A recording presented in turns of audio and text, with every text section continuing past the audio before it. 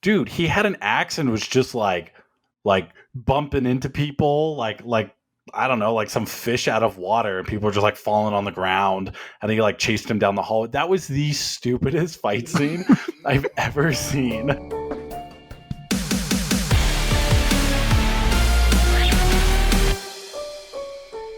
Welcome back to the What's Our Verdict TV podcast, where we fashion ourselves television judge and jury. My name is JJ Crowder. I'm here with two of my co-hosts, Javier Ortiz. What is up, my nerds? And Ian Anderson. Some shit. All right, today we'll be discussing the facts of Season 3, Episode 2 of Westworld. Keep in mind this podcast is full of spoilers, so if you haven't watched the episode, pause the podcast now, go and watch it, and then come back. This week was mostly about Maeve, guys. A little bit about Bernard. Brought Stubbs back with the confirmation of his being a host. They led into that mostly at the end of last season, but I was really glad to see that they confirmed it. What did you guys think about this episode? Knee-jerk reaction? Is anybody not a host now? Ooh, that's a great question that I want to talk a lot more about in a minute. That was my big thing. And also I thought, do these things eat? Sorry, that was like super random, but I feel like that would be a good way to tell if you are a host or not. Have you eaten a meal ever? So they can. They do have all the anatomy that would allow them to, but I don't think they need to. Okay, because I feel like that would be a clue. Yeah, it's a fair point. I don't think they've ever touched on it, though. Those were my two big takeaways. I love it. Javier, what about you? Compared to the season premiere, I was kind of unimpressed by this episode because last episode was actually really good. You know, when we were recording Bloodshot and at one point you're like, you audibly sighed because of the jokes they were making? I think I had like 4 moments like that watching this where I'm just like, really? This is not great. So, I don't know. I wasn't impressed. Fair enough. So for me, this episode was simultaneously frustrating as all hell, but at the same time, by the end of it, I was extremely satisfied and loved it. And I think the reason for that is throughout the first part of this episode, I found myself literally getting irritated because the writing seems so bad. I was sitting here going, this is a show that for me, the writing has been spectacular for 2 seasons, nonstop, just perfect writing. And I was like, what the fuck just happened to my show? And some examples of this. So at the beginning, when Maeve wakes up and they run her and Hector's there and they run past all the soldiers, she's wearing fucking heels. They're on a cobblestone street in a courtyard surrounded by buildings. The echo would be absolutely astounding. And yet no soldiers looked. They didn't find her, anything like that. So that was one thing that just drove me crazy. I was like, what? And then why did she not have her powers anymore? So I was really frustrated by that. And then what was wrong with Felix and Sylvester? She wakes up, grabs a hold of Felix's hand, and he looks at her like, who the hell? What the hell's going on? And I'm like, dude, he was absolutely infatuated, and this was like, she was like his pet project for 2 seasons. What the hell just happened to Felix? And then Sylvester sees her and calls security. I was like, now hold on. These 2 guys were with her for 2 seasons, and now all of a sudden they're not. So I was really confused and getting frustrated. So finally, and then Sizemore walks in, right? Lee Sizemore. I was like, how the hell is he still alive? That dude got riddled with bullets at the end of last season. Yeah, I was confused by that too. Yeah, and then I was like, and I was happy. Like I looked over at Casey, I was like, first of all, how the fuck is Sizemore back? But I'm really happy he is because I love that character. And then, so I was really frustrated. I was like, damn it, how you just couldn't let him be dead, right? So all of these things led to me being super frustrated. But then the moment that twisted it around for me, and I was like, oh shit, I should have seen this coming, that it was all a simulation. Yeah. And when they're in the forge, when Sizemore and Maeve are in the forge, and the letterbox, the aspect ratio shrunk down into letterbox, my brain went, oh shit, it's a simulation. Because that's how they showed in season 2 that this was all simulations. So when they shrunk that down and the music got all dramatic, I was like, oh fuck, they got me. And it's not often that they do. And then I looked the second watching, I was like, fuck, I should have seen all of that shit. Yeah, it's very obvious, like through a second watch, seeing that, like, especially I couldn't help but wonder, looking back, like where all the park attendees were, like at Warworld, because everybody's just got their hands up or they're a German. I was like, well, there's not really a lot of options for park attendees here. So that's a great point, Ian. I didn't notice that they were all hosts in the Warworld until you just said that. That's something else I completely missed. There were no actual humans in there. that also should have dawned on me that we were in a simulation. Well played, sir. I didn't Dude, catch that. JJ, you straight up called it though when you're like, we're gonna be out of the little Nazi world in one episode, and yep, you called it. One episode. That's all it took to get out of there.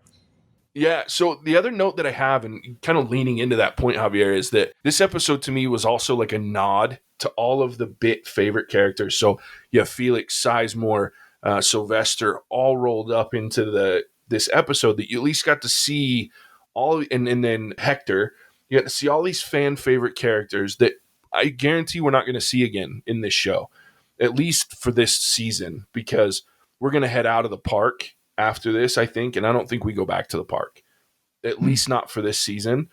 So I looked at it as, here's a nod to all of the fan favorites. They were able to bring it out in a very smart way that allowed us to enjoy and learn about where Maeve's at and still progressed the real world story, but in a way that let us touch on those things. And then, of course, there's the cameo for Game of Thrones. Did you guys catch that? I didn't catch it until afterwards when it was like, oh, that was a Game of Thrones cameo. I was like, oh, the dragon, duh, of course. That makes perfect sense. Yeah, I'm the same way. I never watched Game of Thrones, and I'm like, what the hell's a dragon doing here?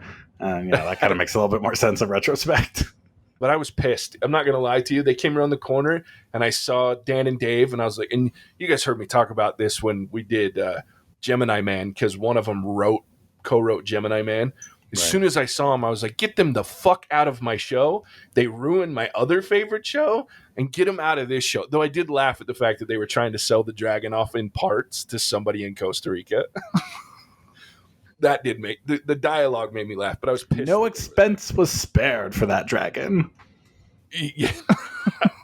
And there's the Jurassic. Oh, jeez.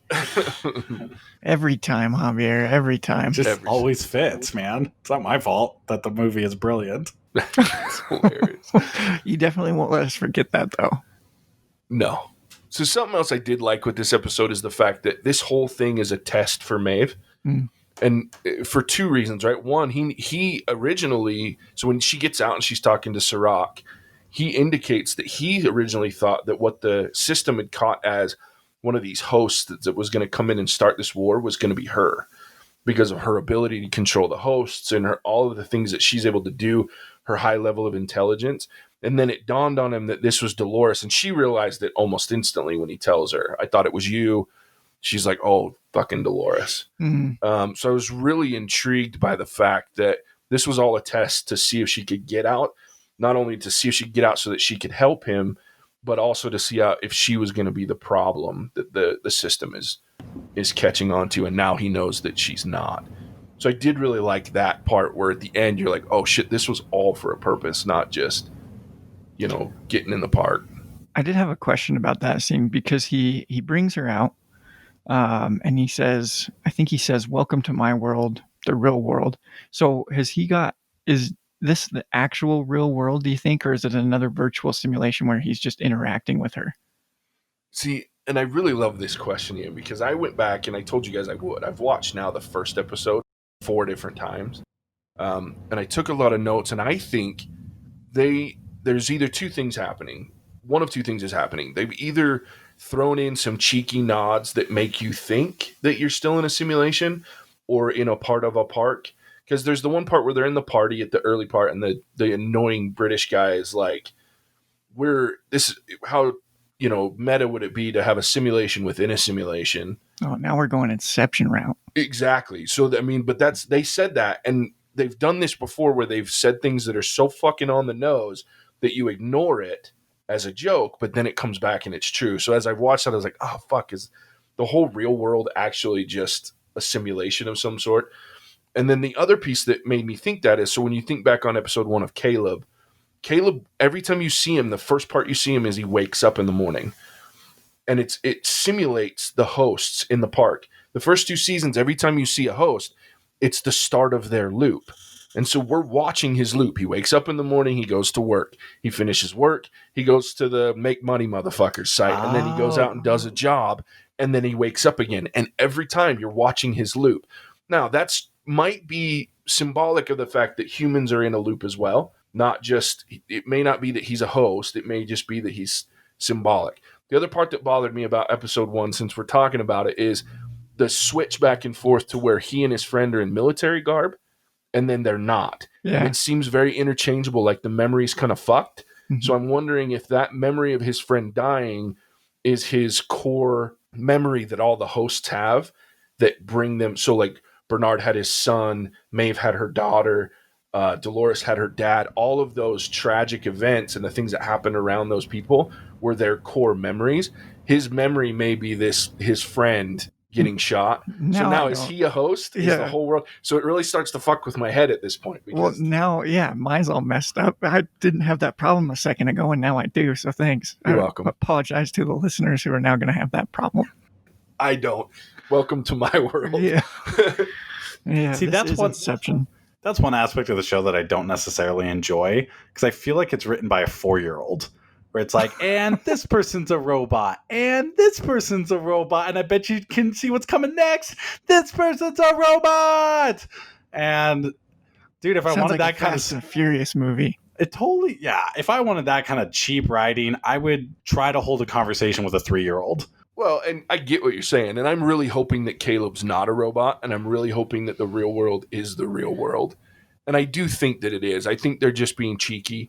For those of us that are so used to the major twists and turns of who's a host, why are they doing this, why are they doing that, who's not. I think they're leaning into that because that's been such a big part of the show. So I'm really hoping it's not, but you can start to see those similarities. And I really think the reason we see the loops for Caleb is because now he's going to realize that while he's not a host, he's now following a host in Dolores, and he's realizing that they're not that different, and so he wants what she wants. That's my guess, but I wanted to throw those out there because there's a lot of hints that he could be a host, that this whole world could be a simulation. And when you go back to Sirach, the fact that he can control her with a button made me wonder too, is this within a simulation already? Is he having that safe conversation where he knows at the end of the day he controls the narrative and she doesn't have her powers?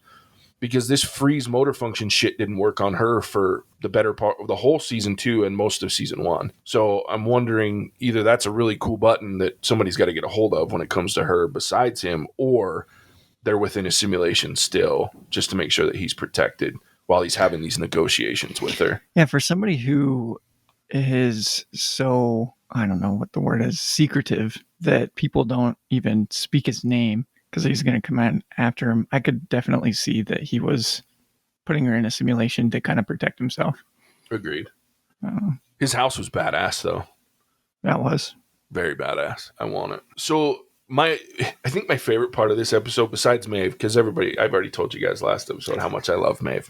So I was really happy to see Maeve back, and her just brash, the way she treated, the way she figured everything out, and then the way she treated Sirach at the end. Who the fuck are you? Like, I just love that shit. That's Maeve in a nutshell. But I also really enjoyed, more than I thought, the Stubbs and Bernard dynamic. Yeah. That little pairing, I'm really excited to see how that goes. Like, it was really fun, and I was glad to see Stubbs still alive, and just really enjoyed that Hemsworth brother. I'd be okay watching more of that, as long as I never have to watch Stubbs fight someone hand to hand ever again.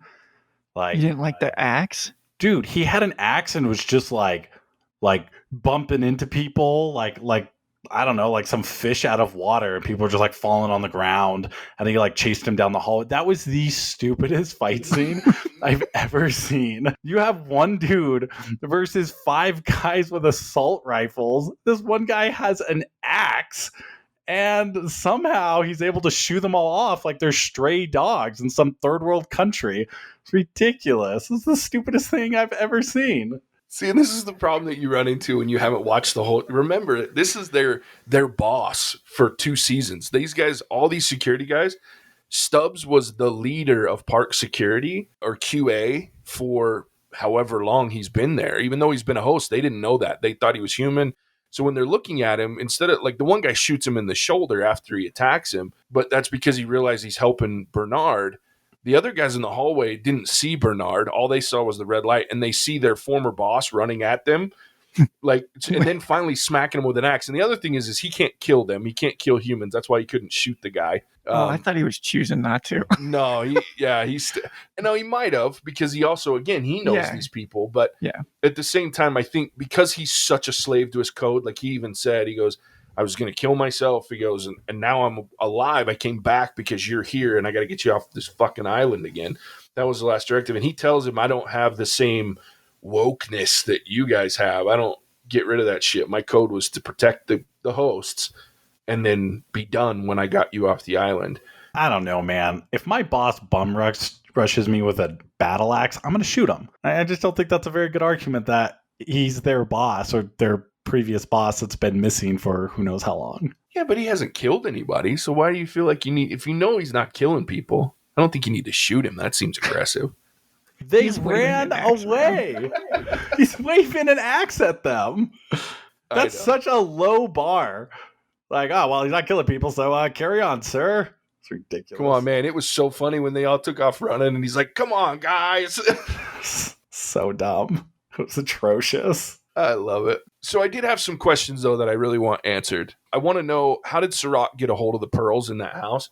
Because you can see that beyond just Maeve's pearl that the robot steals, there's tons of pearls in there, right? So there was a lot. And I think some of them are simulated for that simulation. I can't assume that she's the only live pearl or former host pearl that's in there, because there was a whole stream of those things that she had to go through in the program to find her own. And then when the robot goes, you can see there's a number of those compartments with the pearls in the water. Now, there was a lot of hosts in that simulation, so maybe it is all those. But I still want to know where he got those pearls. Do you guys think he's the empty seat from the episode 1 in the boardroom? I assumed that would be the Man in Black, but do you guys think it might be Sirach? Yeah, I assumed it was the Man in Black. And I was also curious with the pearls. I think Maeve's was the only one that was white, right?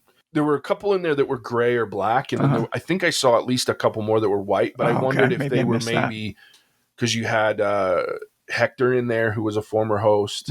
So I'm wondering if some of these former hosts, if that's all those, and then maybe like Sizemore is the gray one. Maybe that's the distinguishing between him just being his mind simulation. Yeah. Was the gray. But I noticed the color difference as well. Okay. Any thoughts, Javier? Yeah, I didn't even notice that, to be honest, that he had more pearls. So I have zero thoughts on the matter. He was too focused on the battle axe. Dude, Javier, I love that we're watching this with you because, like, and this is not to be offensive, and I don't want our listeners to think that I think Javier's an idiot, because I don't. I think he does think I'm an idiot. Like, you watch movies, and what the movies that entertain you are like so just raw entertainment. Like, it's just like we went back and you rank the town at the same that you did White House Down, and to me that's a travesty. But to you, it's just how much do you enjoy a show and a movie on its surface. And I love. So my mother-in-law calls herself a water skeeter. Like, she likes to skim the surface, right? Yeah, I get that. And then she's like, she calls me and Casey and all, like, a couple of other people, like, we're like these deep thinkers. We're like those deep sea fish that are down swimming around in the murky waters and don't know what the hell we're doing and trying to figure everything out. She goes, and I just enjoy being a water skeeter. And I think of Javier in the most lovable way possible as just an entertainment water skeeter. And so it makes me happy to look at when you talk about the things that you didn't notice and you don't care about, you're just looking for the fun of this shit. I'm like, God, maybe I overthink this fucking shit too much. Yeah, I was going to say, like, maybe I'm paying attention to all the wrong things, because I spent a good 2 minutes talking about the dude with a battle axe. And, like, full disclosure, I still don't get Inception. Like, I've seen it like 3 times. I still don't really get what happened there. So maybe you're right, man. I think I am. And like I said, the more we watch movies together and we talk about movies together, I'm like, I have started to figure out what movies you're going to enjoy and what movies you're not. And it's just like, it's like your love of Jurassic Park, man. That is a water skeeter movie. There's nothing deep about it. There's no thought process that needs to go into it. Watch yourself. It's just fucking entertaining, right? And I love Jurassic Park. I bust your chops a lot, but I do enjoy it because it is entertaining. Now he has you talking about Jurassic Park, JJ. I know. Fuck. We got 2 of them this time, baby. That's what's up. Success, sir. Success.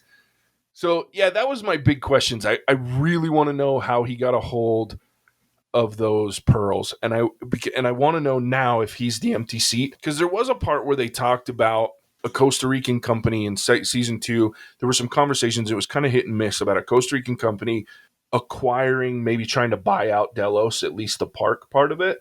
And I did notice as well in my second watching that in the house that Sirach's at, all of the messages, all of the conversations that are happening over like the loudspeaker are in Spanish. And so I'm wondering if that's this Costa Rican area, if inside, at least where he's, managing Insight from, is that Costa Rican place that was trying to maybe acquire Delos. Maybe that happened in the 90 days since the slaughter because of everything that happened. Or I know they're trying to go private. Maybe they aren't. I don't know. But that was kind of my thought. I was wondering maybe if that was the chair. I still think it's the Man in Black because he was part of the board originally. And if they're trying to go private, I don't think someone like Sirach, if he bought into the board, would allow them to go private. Those are a lot of deep thoughts, JJ. Dude, I know this show does this to me. It just does. I was just thinking how I was like disappointed that I didn't get to see this futuristic world and more of Caleb and Dolores and kind of what was going on from the last episode. Like, and now I have to wait another week to figure out more about what was going on there. And my big question is... Oh, sorry, Ian. No, go ahead. My bad. Oh, no, I was just going to say I can't wait to see who the person that she replaced... I'm blanking on his name. The security guy? The security guy that she replaced. I really want to know who that is, but go ahead, Javier. Oh, I was going to say, my big question is, why did Maeve stab that guard in the eye with the pill? Does that do more damage to his eye? She takes it out of her pocket and she jabs it in his eye socket. Is that like poison damage? Or he's now poisoned, and it's like, it's negative hit points like every few seconds or something like that. Like slowed movement damage speed. This is War World. Right. I'm just wondering, well, why did she shove the pill in his eye? I mean, it is a cyanide pill, and and Hector does say it will work instantly if you take it, obviously by mouth, and you shove it in his eye. It's still going to enter his bloodstream. I mean, it was an ultra violent way to do it, and it was a weird choice, but I mean, it worked. I feel like it would have been just as effective to use your thumb. Put your thumb through the eye. Sure. But I think that goes back to, and this was the point I guess I was trying to make with all of these disappointments that I had with the shitty writing in this simulation. It all comes back to that's because they're shitty writers. Like, no, it's seriously not the show writers. They're just that bad. Yeah, the people that created this simulation, and I'm torn on whether or not they did it on purpose because they want Maeve to catch on that this is bullshit, to see how she reacts and how she gets out of it. But I was watching it, and I'm telling you, the first 2 times until she goes into the forge, I'm watching this going, what the fuck happened to my writers? Because these guys have been great. Jonathan and Joy have been amazing throughout these 2 episodes, these 2 seasons. And the writing in the first season episode was great. I'm like, what the hell happened? She's shoving shit in people's eyes. They don't hear her. She's running by on a cobblestone walkway. They take a convertible fucking car to the fucking airstrip. Are you shitting me right now? Like, I'm just watching all these things going, this is pissing me off. And then when you realize they've created this thing haphazardly to test her, I think the writing was shitty on purpose. So when I look at her shoving a pill in a dude's eye, it's like, that was a weird choice, but there's got to be some coding in there to get her through that storyline. Yeah, but doesn't she have like full control of her faculties? Isn't that her thing? Yes, but she did lose some level of her powers, and you don't know how much. No, so I mean, she only lost her powers because they weren't actual hosts. They were just in like a digital simulation, right? Correct. There was no real code. There was no body for her to control. She was just in a simulation. So you're saying that because she was just in a simulation, she didn't have full control over herself? Like she could still be coded to do things? I think she did, but I think there's a level of could it possibly be that she doesn't have the same level of understanding as she did? I don't think that's the full case, but I think you have to consider that.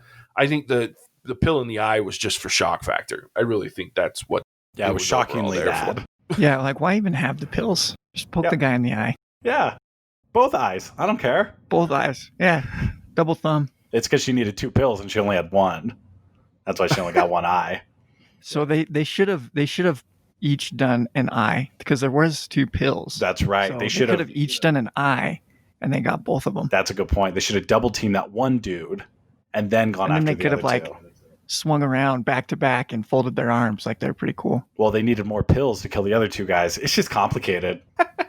Okay, can I shit on one more thing for you, JJ? Sure, of course. Just one more thing, and I know you're going to throw this into, it's just a simulation as an excuse for shitty writing, but I don't think it's an excuse. So, you know the part where she's like, what's the square root of -1? And like glitches the system. And Lee Sizemore's like, fuck me. And she's like, not likely, darling. I was like, oh my gosh, that is as bad as Bloodshot's 6-inch joke. That was an atrocious joke. I'm embarrassed for these writers. That was so bad. It sounds like a Javier joke a little bit, doesn't I was it? gonna say, sounds like Javier wrote the joke. Yeah, I'm not a professional writer. That's why I'm so embarrassed for these guys. Here's the sad part. Like, I know I groaned at the 6-inch joke in Bloodshot, but it was, for me, it wasn't necessarily the joke itself. I think in the right context, that joke could have been funny, but it was so forced in that movie.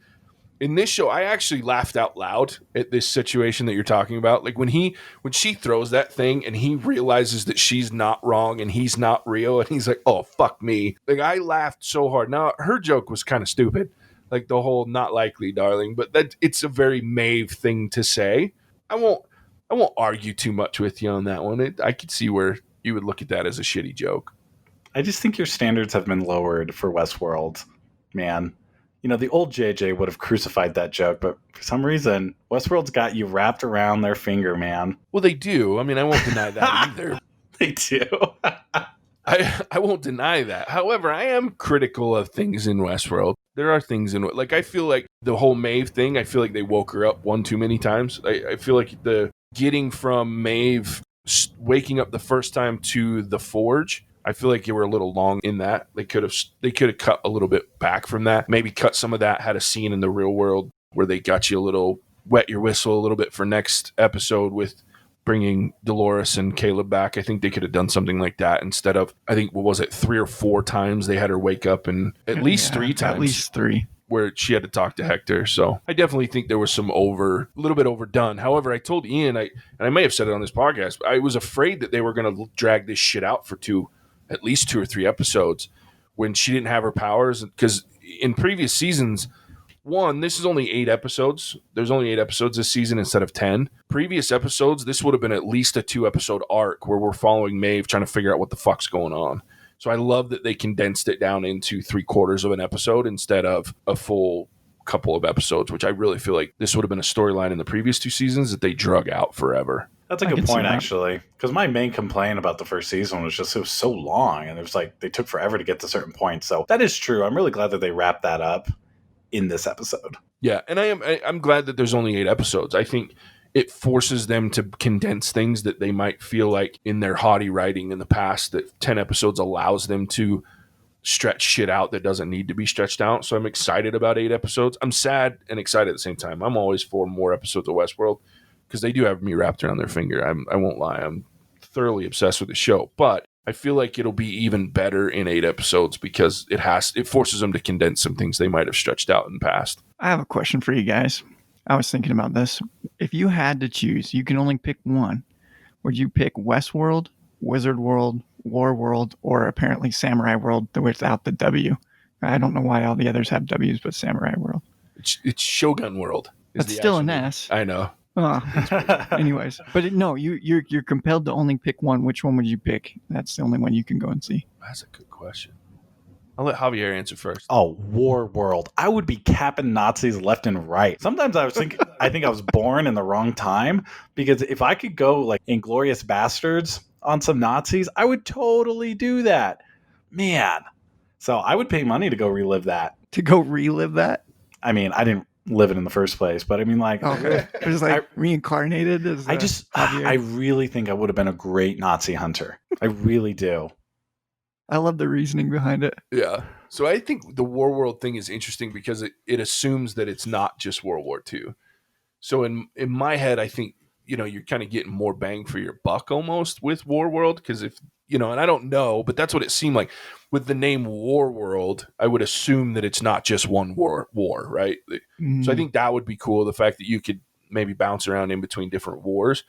But I still think the original Westworld for me, just because I've always been kind of obsessed with like old Westerns, those movies back in the day. I really enjoyed those, like Good, the Bad, and the Ugly, like all of that shit. I love old Westerns. So I think I'd probably choose actual Westworld. I really I know that I'm the one that asked this question, but I don't know if I have a solid answer. Dang, that's really hard.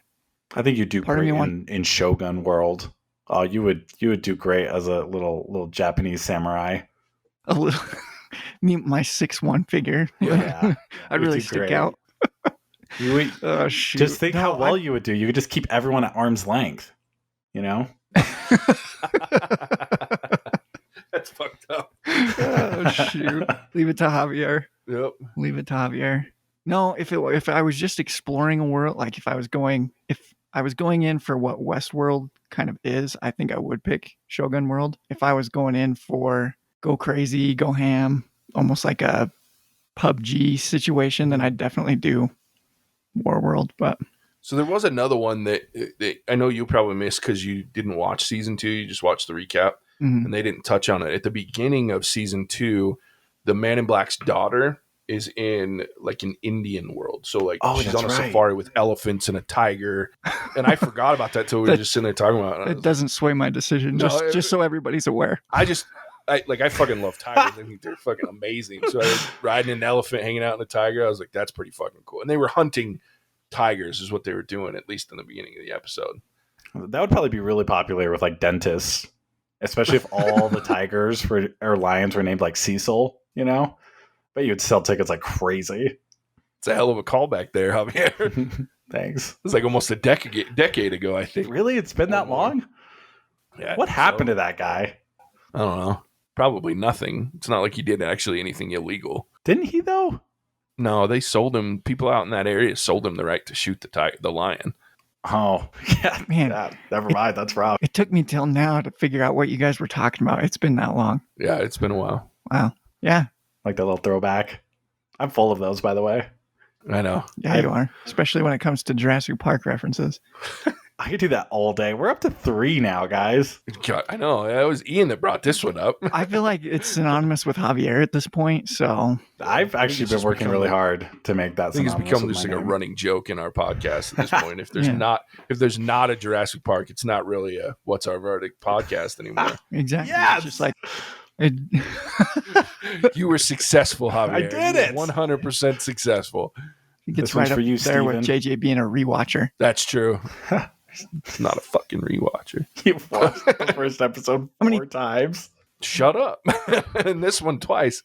And it would have been 3 times if it wasn't so damn late and I wasn't working today. So, all right. Well, I think we've talked this episode into the ground, plus a lot of fun little side topics that it took us down. So I'm pretty excited. Are you guys excited for, I know, so they showed we'll be going back to the modern world. I'm excited to see a little bit more about what's going on with Sirach and Maeve.